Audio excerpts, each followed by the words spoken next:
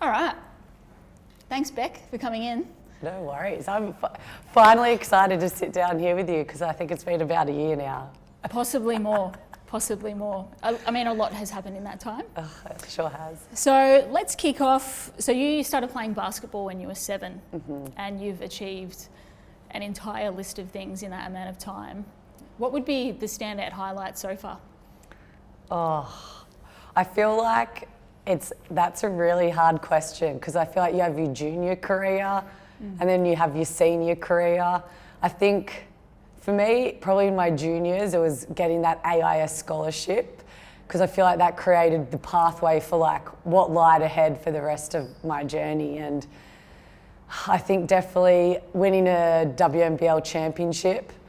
It's not till you're older you realise how hard it is to make a grand final series, let alone win one. Junior won everything. Senior, that shit hits so much different. And then any time I represent Australia and put on the green and gold, I don't think I can pick a favourite memory because that's just stuff, you know, when you're a kid you dream of. Can you talk me through the process of being picked for an Olympic squad? Yeah, so I think for most sports, I feel like it's pretty similar, but I guess a team sport is so different to an individual sport where it's not necessarily on me to like, you know, get a time and I'm in, you know? You look back, I'm like, maybe I should have chosen an individual sport where I could get timed, but you know, normally there's a squad chosen of, let's say 20 to 25, and then there's certain camps like, you know, the year before, but even pretty much the process starts right after one Olympic season is done, the next one starts again. And, you know, then they cut down till, you know, for 5-on-5 it's 12 and now 3x3, that's in the Olympic Games. That's only 4 people, maybe 5 if you can take an extra. Okay, Yeah. intense. Yeah. Very intense. Very intense. So you mentioned 3x3. Yeah. Can you explain the differences between the normal 5-on-5 tournament and 3x3? Yeah, so I say 3x3 is like 5-on-5, but like hard style. It's a lot more physical, so pushing, shoving, that is like intensified by 1,000. What's normally a 2-pointer in 5-on-5 is worth 1, and then 3s are worth 2, and it's whoever's up at after 10 minutes or first to 21. So I guess it's like the, you know, the T20 or the rugby sevens, it's that version of basketball, and it's pretty much a 3-point line, court to court. But you get to travel some really, sick countries, and I guess it's an experience. It's what really culture is at the moment with, you know, music and fashion and, you know, dancing and all that. Like that's almost combined in 3x3. So it's got that more sort of street kind of. Agreed, yeah. I would say 5-on-5, suit and tie, you know, whereas 3x3, jeans and kicks. Yeah, Awesome. like that's a vibe I would give the differences for. So I'd love to talk about resilience. Now I know that you've had some injuries in the past and some of those have caused some major setbacks, but more so the mindset behind that. So once you've been injured, what was the road to recovery like mentally, not so much physically?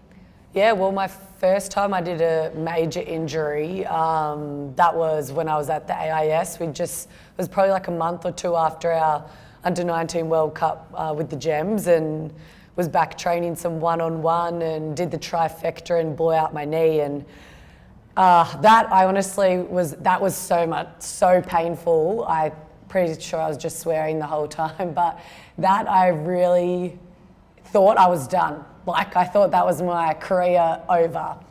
Of course it wasn't. I was you look back and you're like, oh, drama queen. But that was hard. That was a point in my time where I was going from my junior career to my senior career. And that's a really hard point in time to miss because I'd had such a successful junior one and I was so pumped and excited like to get started on my senior journey. You know, had everything done and I was, you know, it was challenging, but I think I learned to set small goals along the way. You know, first you learn to walk again, then you learn to run, then to jump. And for me, it was about those small moments. So I would, you know, get fulfilled and, you know, be happy that I'm actually progressing. Because Because in a team sport, I'm used to being out there with my teammates, you know, you have the support of them, and are you doing everything together? That's why I chose team sport, you know, I love that aspect of it. They're your best mates. But you do an injury like that, you're on the sideline, you're watching your best mates do what they love, and you're just grinding out every single day, legit by yourself, and maybe with, you know, your trainer. Yep. That shit's hard. And, you know, you don't understand that until you've gone through it. So that was really hard. And I was, you know, during the rehab phase, I redid my meniscus, and I think I even had a cartilage clean out as well. So that was about 2 years where I didn't really play. And that was really difficult. But, you know, I'm super lucky. I have my mum and my dad who are like my best friends, and dad was a pro athlete. So even though it's a different sport, he gets it. So what I love is, like, he's there when I need a, you know, shoulder to cry on, but he's there when I need to pull my head out of my ass, and he'll tell me that. So super lucky to have my parents through that journey. And then, you know, the second time round, it was weird. It was 5 years later. I'd, you know, finally got my groove in my senior career. I think I was in the Opals squad, like I was playing well for WNBL, and I was like, okay, I'm starting now. Like, I've sort of felt like I got my groove back, and here we go. And I remember falling down, and I was screaming no. I wasn't screaming because I was in pain, which, look, it probably was, but I was screaming no because I knew what this meant. I knew I could do it. I've done it before, and it was worse. But knowing I had to do it again, I was like, you've got to be kidding me. Like, and it's not like I'm a person who's not working hard. Like, I'm always in the gym, getting extra shots up. I'm doing the cardio, and you're just like, why me? But you can't think like that, otherwise you can never go forward. But of course, that's why I think one, you know, key thing is, and, you know, it's part of our family, and we're like, you know, rule number 1, life's not fair. Rule number 2, refer back to rule number 1. So if there's shit things that happen that, you know, you just can't control, I give myself a day or 2 to feel it. Like, you need to feel, you need to be angry, you need to, you know, put your face in a pillow, smash plates, like whatever it is, cry, and then you need to get on with it, because, you know, me feeling sorry for myself isn't going to get me anywhere. I guess with that being the negative side, do you find that through sport, business, do you find that people are really reluctant to celebrate their wins? Yeah, that's a great question. 100%. I think it's hard for people to be proud of what they've done. Or it's, we were speaking about this before, right? So it might be, for me, I'm wanting to make this team, right? That's all I've ever wanted. I make it. Hell yeah. But I'm not celebrating because now I'm going to a tournament and now I want to win a medal. Now I don't get the colour medal that I wanted. And so then you're down in the dumps. But all I ever wanted was to make a team and go to this tournament. And I feel like it's relative in every aspect of the stage of your career, whether that be sport or business, life, whatever it is. And sometimes it's not till you retire, or, you know, you're done playing that sport and you look back and go, maybe I didn't achieve all my goals I ever wanted, but damn, I got to be proud of myself. Like, I know there's no one out there, well, that I know of that's gone through 10 knee surgeries. You know, would my life be different if that didn't happen? Probably. But I can't look at that. I'm damn proud that I'm still playing today. Like, I'm grinding, you know. I'm in pain every day, but I love what I do, and that's future Coley problems. So it is. I think now I'm a bit older. I'm there towards the end of my career. Now I feel like I stop and smell the roses, because soon that's going to be done, and that's going to be sad, and that's scary. But I've achieved so much, and even just you asking me that question makes me be like, no, I really have. And maybe it wasn't everything you wanted, but you got to be damn proud of what you have done. Because I'm luckier than still maybe the person next to me who never got to experience to wear the green and gold. Absolutely, which is a mammoth achievement. Unbelievable. And you mentioned before that your dad is also a sportsman, or was a sportsman, so he was a Socceroo. Yeah. I would love to know your opinion now that the Matildas have done so much for our country. How do you think that will change women's sport and sport in general going forward? Insane, historic moment. Like, Dad and I were able to go to, it was a Matildas versus Canada game. Yep. Honestly changed my life. Even they did a friendly against France. I went and watched, and I said to Dad, I was like, okay, I've played international basketball, I've played for my country, and I've been in a stadium.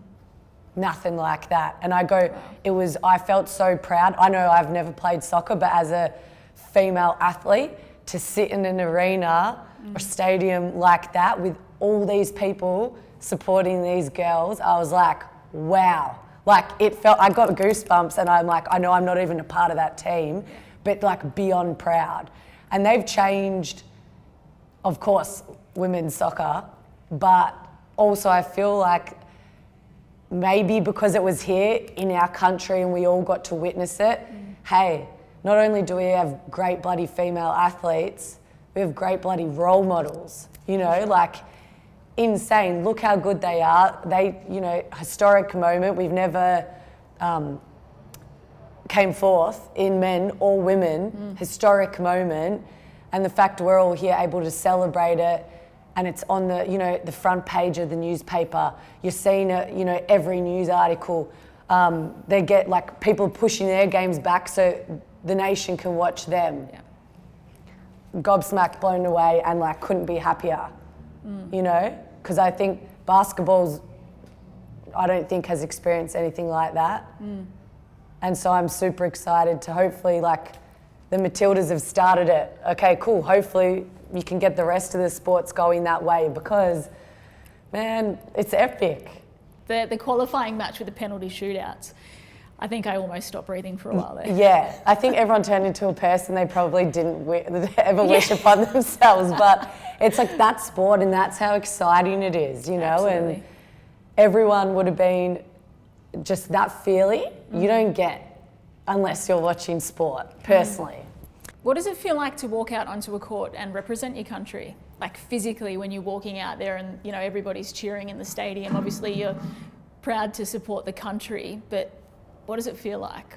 Yeah, I think you're proud within yourself, because the blood, the sweat, the tears, you know, the surgeries, the extra training sessions, all that, you're like, it was worth it. Or like, I did it. Yeah. You know, and then the name on the back of, you know, my shirt, Cole, I'm like, that's for my family, you know, like if it wasn't for mum and dad, I trained all the bloody time when I was younger, and not just basketball. And I was like, if it wasn't for them supporting me and having my back, I wouldn't be where I am. And then, like you said, your nation across your front, epic. I think it's something that is undescribable, but that's probably the best way I can put it into words. Of course, of course.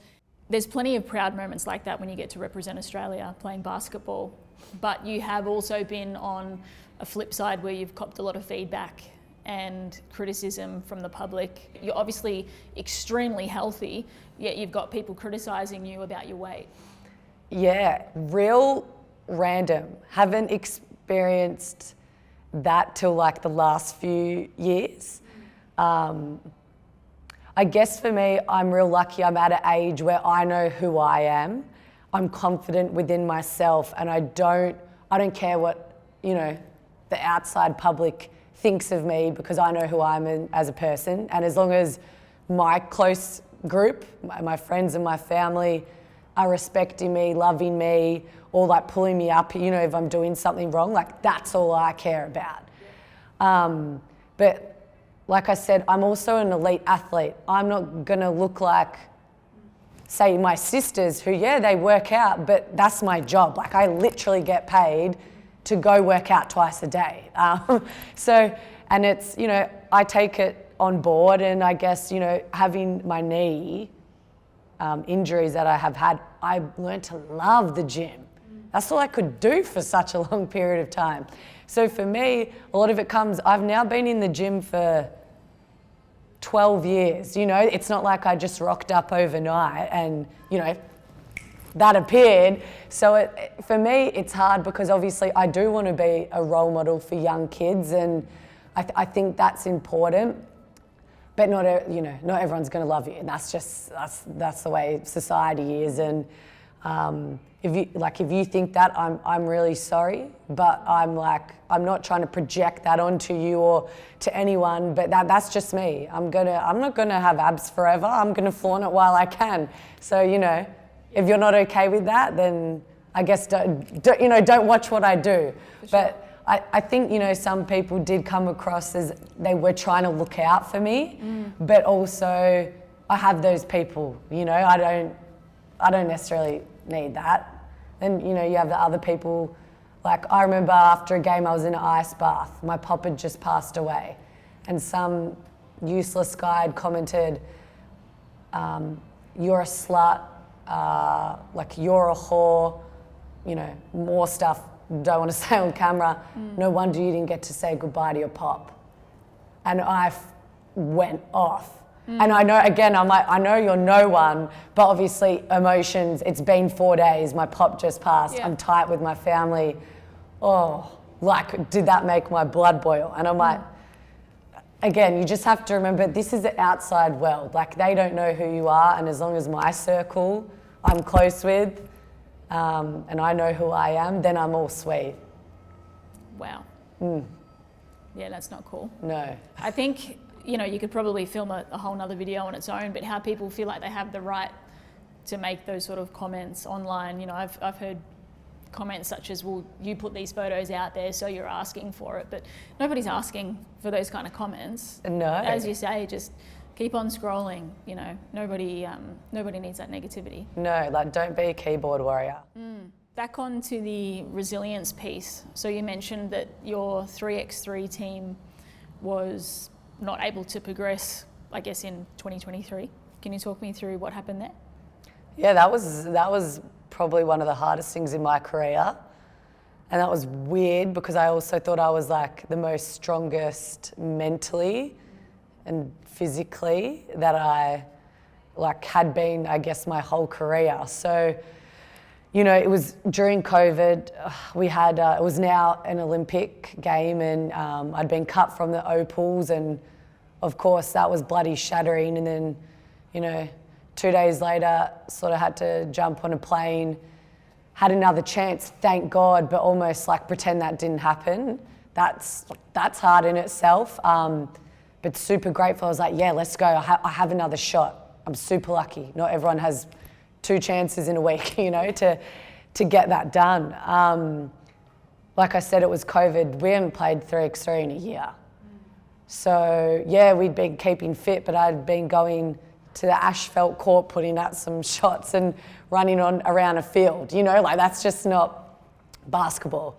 So when we went there, we weren't as good. We weren't ready. We were as good as we could be, but in the Europeans, they'd been training for it. They'd been playing games, and if we'd gone literally the year before,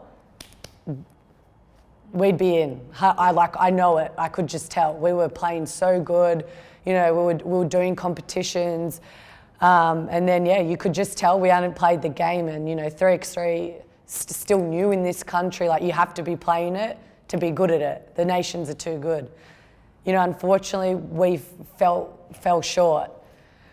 So then it's 2 Olympic Games I missed out on, and that's been my dream. And now I have to come back, and I'm in hotel quarantine. I said to Alice, my best mate, I go, we're pretending we're partners because I can't. No, I can't. I know me mentally. I cannot be alone in a hotel room right now. I will absolutely go out of my mind. I didn't get out of bed for 2 days. I was just don't even know if I watched TV. I can't really recall. Then Alice was like, okay, get in the shower. Come on, let's go. So we did. After that, it was okay, as quarantine could be. And you get out, and then you almost relive it again because now I see my family. Yeah. Now I see my friends, and now it's sunk in, and I'm like, damn. I just, all my dream, any elite athlete, that's like the pinnacle, is going to an Olympics. And you know, you're getting older. Look, I definitely didn't think it was my last time I was ever going to be, you know, in the race to go. But you know, now it's been a couple more years, and you know, now I'm out of both squads. Yeah. I don't even know if I've really said that out loud before, but shit, that time's done. You know, do I think I deserve an opportunity still? Yeah, I think so. But I can't change people's mind. I can just go have fun now. That's what I have to do. I think there was a year where I didn't love basketball, hated it. You know, those people made me feel like I wasn't good enough, which is ridiculous. I got a bit weird with food for a bit. Never done that my whole life. You know, that was a control thing for sure. And I was disgusted. Like, I was like, how have these people let me feel this way? Like, I love basketball. Like, you know, I feel like a kid when I play it. Like, I love training. I'm a happy chick. Like, what is going on? And that was for like a year. Like, I'll put a smile on, and I'm still grinding, but am I loving it? No. Do you know how hard it is to wake up, train twice a day when you're just like, I'm not good enough? You know, what's next? Like, that shit's hard, and that's awful. But I think I've finally come to a place now. I'm like, I can't. You know, maybe if it was a different coach, you make that team. You know, I can't focus on that. I can't let those words from those people get in my head. You know, I know I'm good. I know I'm training hard. Now I just want to enjoy it. I think I've accepted, okay, that's over. Yeah, that bloody sucks. I didn't achieve one or two of my goals that I wanted. And, you know, it's funny, I had a friend who, this is when I was in my early 20s, you know, I came back to like domestic team and I didn't make it. You know, and I'm talking to someone who had never done this. So again, you know, it's all relative. And she's like, you know what, my uncle, you know, no one ever remembers that Olympic Games that you played in or that World Cup game that you played in. They remember your whole journey as an athlete and what you gave to the game and who you are as a person, like for those whole, you know, 10 to 15 seasons, and it completely changed the way I look at things. So yeah, it killed me. I'm not going to sit there and say it was roses and butterflies. Hell no, I was in the darkness, trying to just breathe again. But I got there, proud of myself that I got there. That shit was tough. But, you know, now I just want to enjoy it. I want to leave a legacy to the team, you know, to the game that you know, can't play forever. That's professional sport. But I want people to remember who I was, you know, and what I gave to the game. Absolutely. And I think, you know, for you, I think in a big way it will be not just on, I was going to say on field, it won't just be on court, but it will be off court as well. You've obviously got a really strong mindset. And touching on that, how do you think the younger generation should set themselves up as far as goal setting with your experiences? Yeah, I think each person is different and each people's brain is wired differently to like what works for them. And so I think they should definitely like try different things and see what do you feel the best or how do you think you got the best out of yourself and then stick with that, you know, like some kids, they're 18, 20 now. I'm like, oh geez, if only I knew then what I knew now, you know, that classic saying. But it's so important for me is you have to have fun. I had to go back and find my why, my purpose of why I began playing basketball again, you know, to believe in myself. And to, yes, 100% be coachable, take on that feedback, but don't ever let anyone tell you you're not good enough. You know, like I always play with a chip on my shoulder, and I think most people can tell that from, you know, coaches that didn't believe in me or, you know, like proving people wrong, that's got to be the best thing in the world, Absolutely. You know? So for me, it's set small goals, whether that's monthly or each game what you want to do. But obviously you have those long-term ones. But I think for them, it's if that doesn't happen, you're not successful, and you're not good at what you do. Like, you have to remember that, and find your close circle. For me, that's the most important thing. Whether that's a best mate, a coach, your parents, your family, make sure you have those people and use them. Don't be afraid. Like, using people, asking for help, that's not a weakness. That makes you stronger. That's great advice. As far as your identity goes, Yeah. is that all based around basketball now, or is there another side to Bec Cole that we don't know? Yeah, I think that's massive. For so long, I was Bec Cole, the basketballer, and me saying anything that wasn't that freaked me out. But I'm pretty sure that's probably 95% of athletes, and I think when you go through serious injury, you realise you're more than that. And also the game could be gone at any time. So I think you respect the game and you appreciate more what you're able to do on the floor. Yep. And you're able to do that. So now I can say, I'm Bec Cole. Yeah, I play basketball, and yeah, that's such a big part of me. But I'm more than that, I'm a larrikin, I'm Bec Cole, I'm a daughter, I'm a sister, I'm a partner, I'm someone who's loyal as hell. I work hard. Like, there's a list to everyone. But I think the older you get, you probably find that within yourself more. For me, it's still currently a bit weird saying it, because I feel like I've just recently, within the last year, probably I would say the word is accepted that. Okay. But now I'm excited for my next journey. I still, I've got a few years left in me, and I'm going to give it everything that I got. I want to win a championship. If I could make it back in the Aussie squad, great. But I'm not basing my identity or my success on that. I'm going to work hard every day. Going to be the best that I can for my team, and I want everyone to have a great experience. But I'm dabbling in what I want to do in life after sport, and for once, I've never felt that before, but I get the same feeling when I'm doing that media stuff, when I'm on the court. That's something special. So I'm also excited for the next Bec Cole. What's she going to be? Question mark. What is next? Obviously, you've got pre-season starting in 3 weeks. So once you're into the Southside Flyers season, what else comes from there?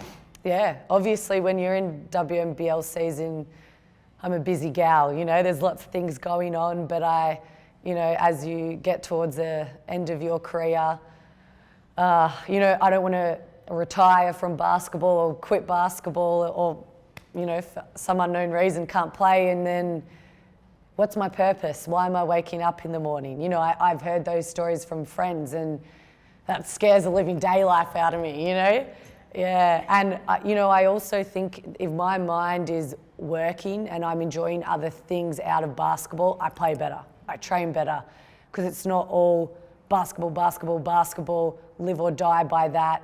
You lose games and you're shattered for 2 days. Of course, be upset, but if I have something to wake up to that gets me excited again, you're back on the right track. So I really like that for me. So for me, have some things coming up in the works. Don't know if I can speak about some just yet, but for me, I want to be in the media. I want to be in sport. I absolutely love it. I love people. I love, not just basketball, any game. So for me, that's what I'm trying to work on, get better at, and learn as much skills as I can. So a transition is easier. Hopefully some commentating stuff, whether that be with, WNBL or NBL. Absolutely love that, and, want to get the most out of that as I can, and maybe a sneaky podcast coming up. So hashtag watch this space. What would you love to be remembered by? I think I'd love to be remembered as someone, and I think people that already put me in that category, but who works their ass off, who does the extras, is competitive as hell. Say for the younger people, she led me. She made me find a another side of me that I didn't know I had, or, she helped me with this skill. And for a club, I want to be that person. They helped get a championship there, or, they were positive. And, it's funny, I actually heard from, one of my off-season coaches that apparently another coach said, I'm happy if I lose, but I score 30 points. And I was like, man, you don't know me. If I'm losing, we ain't winning a championship. Yeah, cool, I scored 30 points. We didn't win. What does that matter? I don't know who that coach was, but I was like, damn, you don't even know me, And that's what I said, those close people, that's the only word you got to rely on or care about. And I think so Southside Flyers, I've been there for, this will be my 5th season. Like, I can tell no coach is saying that, and I think, yeah, that's what I want to be known for, someone who works hard and is a positive and fun spirit. I think what makes an athlete special is how you aim for perfection. That's that's not possible. Like, I know that. Perfection is impossible, but you have to be proud, like you said, of, last season we came so close. We weren't successful, but that makes the fire burning me inside to go win a championship this year. Like, what do you think my whole off-season's been about? Just, going through day by day? No, I've been working hard for this season coming up to get ready to go again, to go one better. Absolutely. And how can people come and see you play? Yeah, great question. Love that. Well, we play out of SBC, so the State Basketball Centre out in Wantirna. I think our schedule is out, but if you follow Southside on their Instagram, TikTok account, but also the WNBL website, everything will be there, and we're an exciting team to watch. We have some young guns, we have some vets, I think we're a fun team to watch, so I'm excited about this season. Amazing. Thank you so much for your time, Bec. Thank you for having me. This was a pleasure.